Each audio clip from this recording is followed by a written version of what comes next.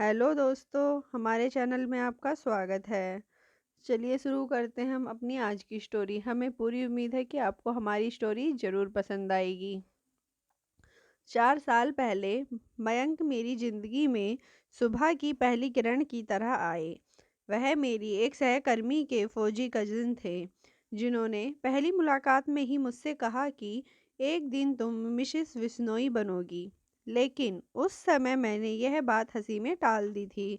उसके बाद हम जब भी मिलते वह मुझे मिसेस विश्नोई ही बुलाते थे। हालांकि इस पर मैं यही कहती कि तुम पागल हो, लेकिन सच तो यह था कि मैं तो उनकी तरफ खिंची चली जा रही थी। मयंक उन दिनों देहरादून में पोस्टेड थे, मैं दिल्ली में रहती थी। वह हर शनिवार मुझसे मिलने आते, सिर्फ 2 घंटे की मुलाकात के लिए 10 घंटे ड्राइव करते थे। कभी अचानक मेरे बर्थडे पर सरप्राइज देना, तो कभी अचानक घूमने का प्लान बना लेना।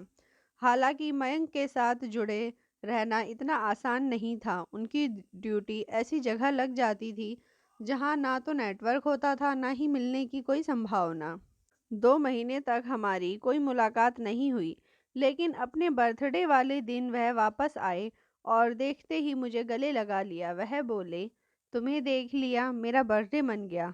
फिर मेरे बर्थडे वाले दिन अपने सभी दोस्तों और परिवारों के सामने घुटनों पर बैठकर उन्होंने मुझे शादी के लिए प्रपोज कर दिया। फिर चट मंगनी और पट ब्याह हुआ और मैं मिसेस विश्नोई बन गई।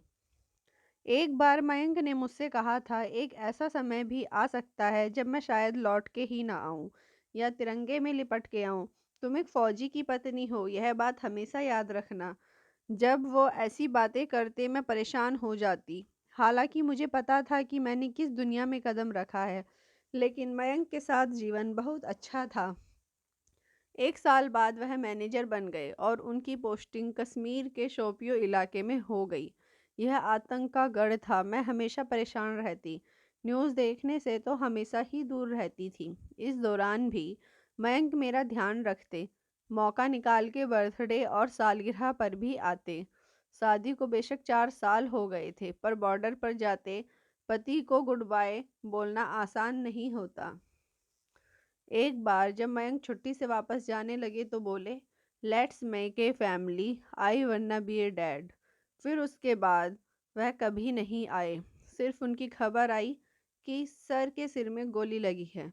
मेरी तो दुनिया ही उजड़ गई। यह कैसे हो सकता है? आज सुबह ही तो बात हुई थी।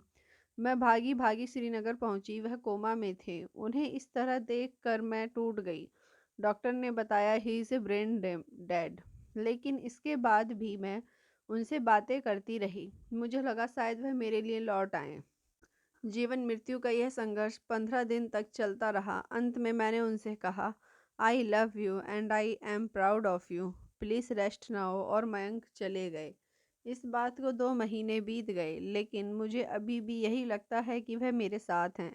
मैं उनकी यादें संजोती हूँ, उनके करीब रहने की कोशिश करती हूँ। कभी उनकी घड़ी पहनकर तो कभी उनकी वर्दी पहनकर सोती हूँ, जिससे मुझे लगता है कि मैं उनसे लिपट कर सोई हूँ। अब मैं उनकी मृत्यु का शोक नहीं करती, मुझे उन पर गर्व होता है। मैंने उनसे सीखा कि अपने देश से और किसी व्यक्ति से टूट के प्यार कैसे किया जाता है। इस बात में कोई दो राय नहीं कि एक सैनिक की कामयाबी के पीछे उसकी पत्नी का सबसे ज़्यादा सपोर्ट होता है। जब वह यह कहती है कि मैं यहाँ सब कुछ मैनेज कर लूँगी, तो सरहद पर खड़ा सैनिक बेहद सुकून महसूस करता है। हालांकि सैनिक की पत्नी होना इतना भी आसान नहीं होता। उसे न केवल अपने दुख दर्द को छिपाकर रखना पड़ता है, बल्कि अपने पति का चेहरा देखने के लिए भी कई महीनों का इंतजार करना पड़ता है। यही एक वजह भी है कि एक सैनिक की पत्नी चाहकर भी अपनी जिंदगी में स्थिरता नहीं ला सकती। यह महिला भी जानती है कि उसने किस दुनिया में कदम रखा है, लेकिन मयंक के बेइंतहा प्यार ने उसे कभी किसी तरह की कोई कमी नहीं खलने दी।